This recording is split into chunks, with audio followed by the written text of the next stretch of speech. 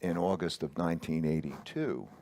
And because I had anticipated that, and I got a lot of attention, I was, a young guy, and I was asked to speak to Congress and explain to them what was going on. And I was on Wall Street Week.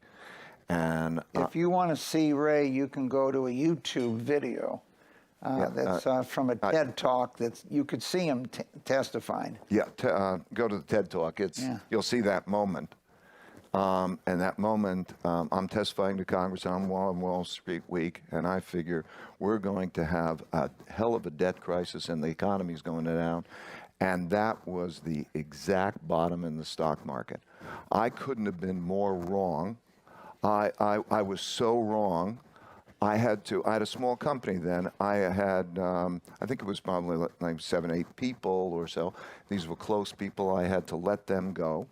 I was so broke that I had to borrow $4,000 from my dad to help to pay for my family bills. This was one of the most painful experiences. How much money were you managing at that time? Oh, I mean, nothing. I can't remember, but not much.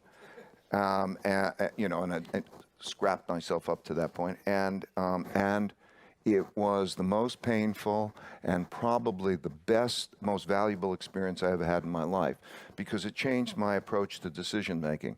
I went from thinking I'm right to thinking, how do I know I'm right? It gave me the humility that I needed to balance with my audacity. It made me start to think, it made me want to find out the smartest people who disagreed with me and to understand their reasoning, have thoughtful disagreement.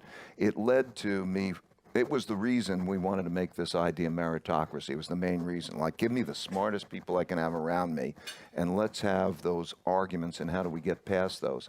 And it led to the idea meritocratic. And it was really from that point forward to knowing how to balance risk, like we talked about going into the Trump election, trying to make sure you balance risk, but also it taught me about looking at history, that the surprises that I had were things that happened in history but never happened in my lifetime before. Like I was clerking on the floor of the New York Stock Exchange in 1971 when the dollar was floated. And so I walked on the floor of the stock exchange, and people wouldn't accept dollars in the money. And I figured, okay, we're at major crisis, and the stock market went up, and I thought it was going to go down a lot. This is when I was in college, and I realized that when I went back, that there were devaluations that happened not in my lifetime before, but happened before. So it was to know that everything happens over and over again. These were the lessons. Lessons are the ability to have thoughtful disagreement, so to raise the probabilities of being right, to find the smartest people who disagree with you and understand their reasoning, to know how to balance the bets well, so that there's no one bet that becomes an important thing and you become dominated in an election or anything else. And also to go to history, that if things happened in the past or in some other country and you don't understand them, then you're going to be in trouble. So you need to have timeless rules and universal rules.